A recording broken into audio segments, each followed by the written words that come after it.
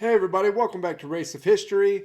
Today we're going to do a video by Baz Battles. I'm guessing that's how you pronounce it.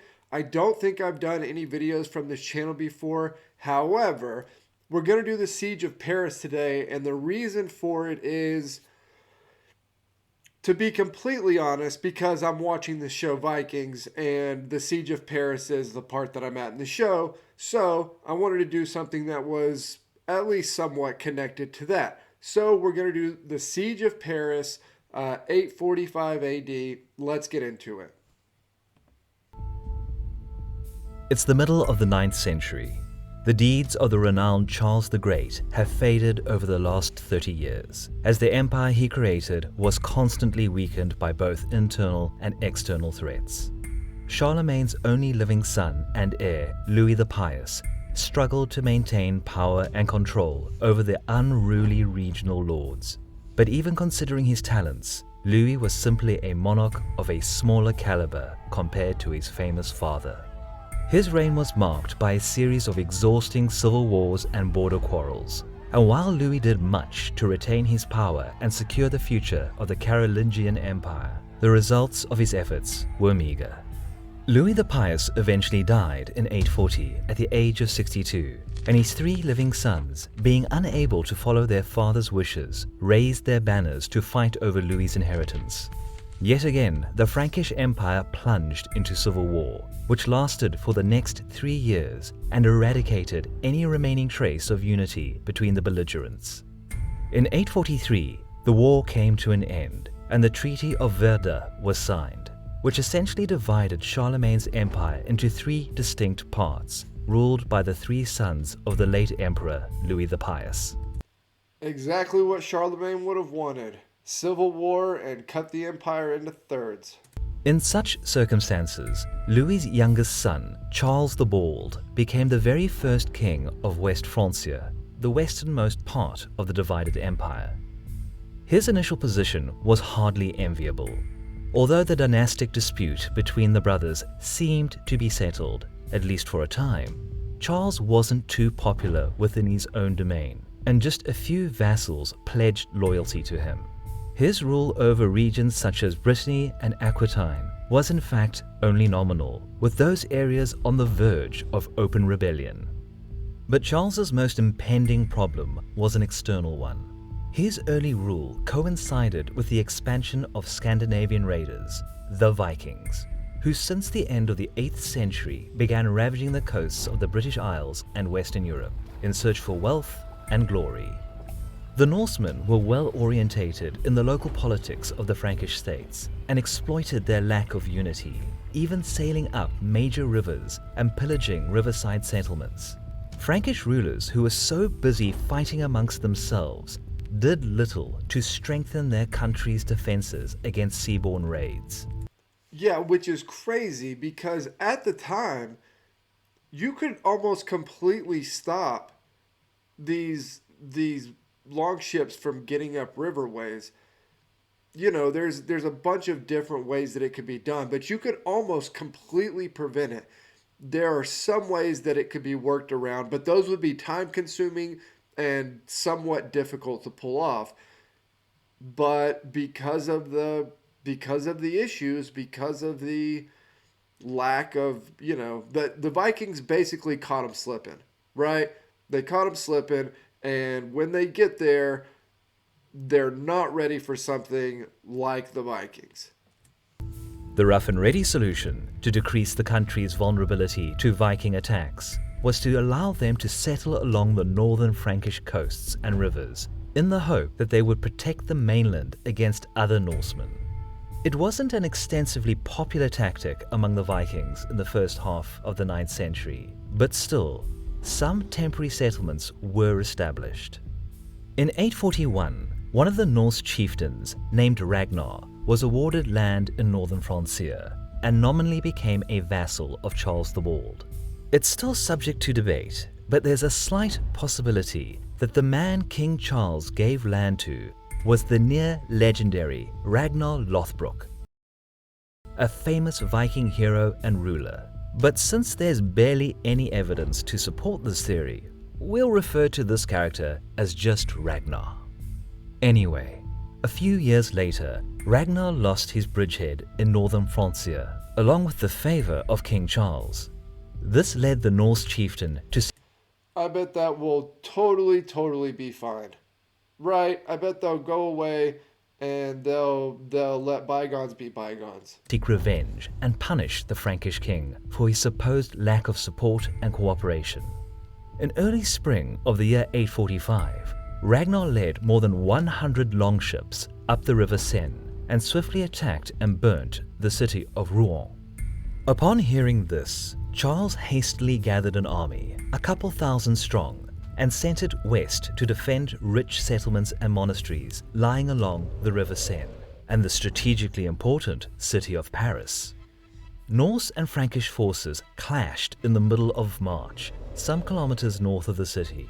As the Franks were divided into two contingents occupying both banks of the river, Ragnar took the advantage and stormed the weaker detachment.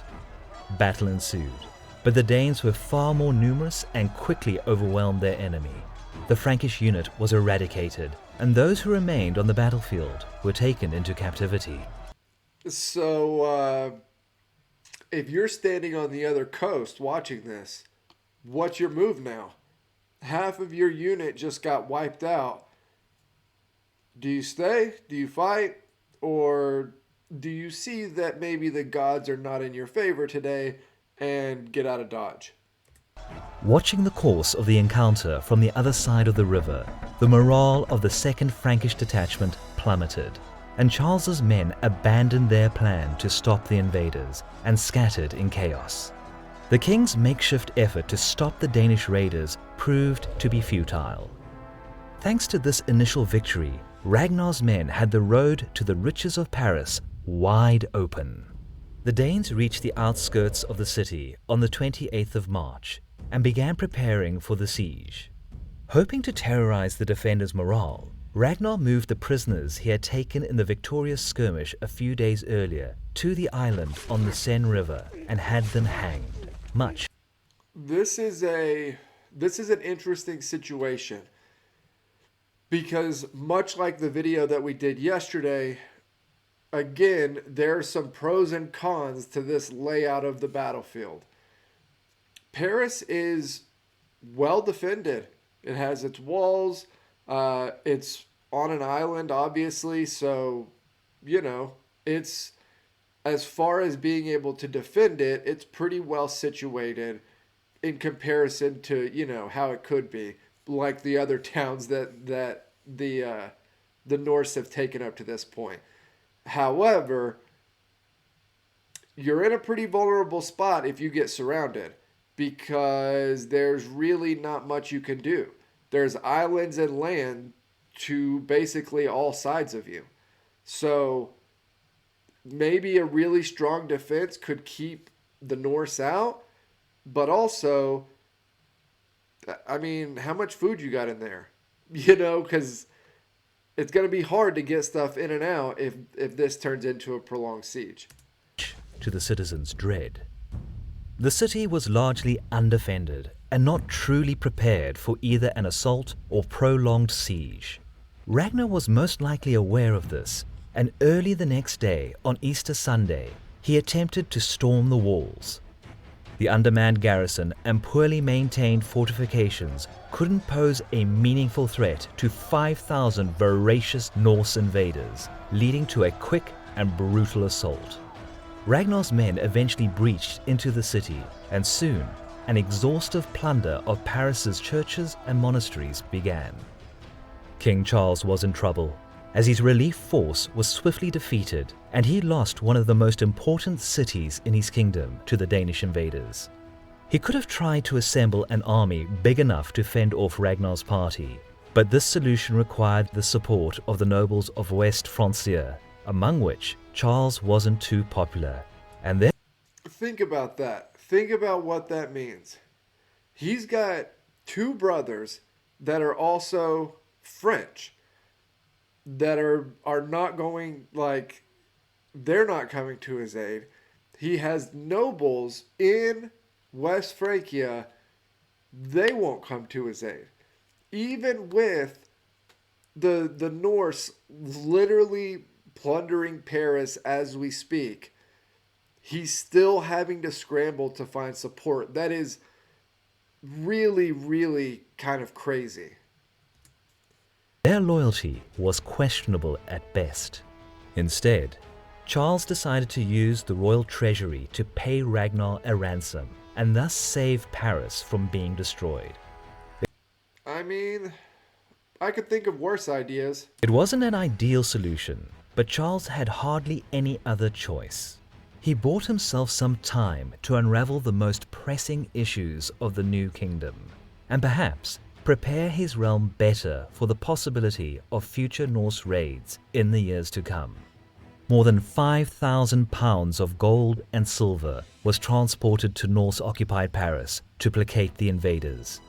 A possible factor that could have influenced Ragnar's decision was that upon taking the city, the Vikings were stricken with plague, whittling his fighting force.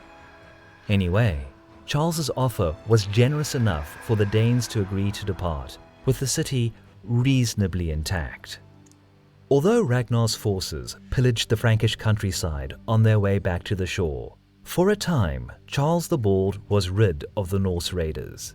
The sack of Paris was probably one of the most resounding events of the early Viking Age. Taking such an important city made the Frankish rulers realize how vulnerable their realms were against this new Scandinavian threat, which from the middle of the 9th century became a major concern for every Frankish ruler for the next 200 years.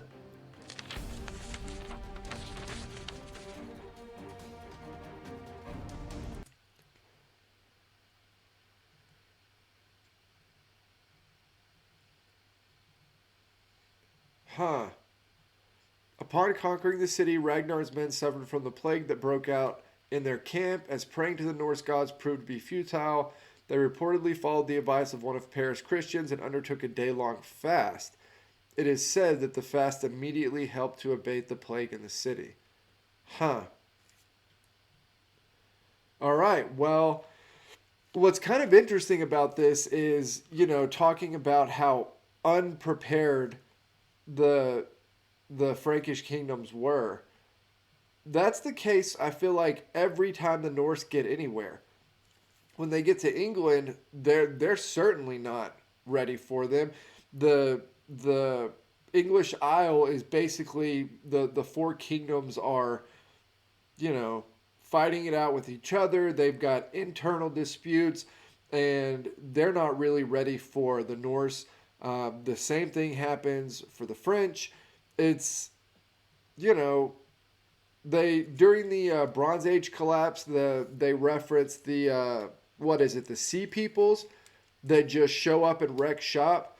That's what I feel like the Norse are here. They're the Sea Peoples. They just show up, wreck shop, take your stuff, and then either settle or leave and come back and do it again once you've kind of rebuilt. But again, you would think that there would be some level of something to protect. I mean, the Norse are highly dependent on the water. You would think they would do something to try to prevent, just kind of carte blanche over wherever, but they're not prepared. They're not ready for it. They've got their own pressing issues that are domestic. So that was a shorter video, The Siege of Paris by Baz Battles. I will put a link to the Discord in the description box down below. If you have any videos that you want to recommend, there is a page on the Discord. You can put it in, or you can put it in the comments down below here. And I look at both of them pretty regularly, so I should be able to see it. But as always, like, comment, subscribe. Help me keep building the channel over here, and I'll see you all next time.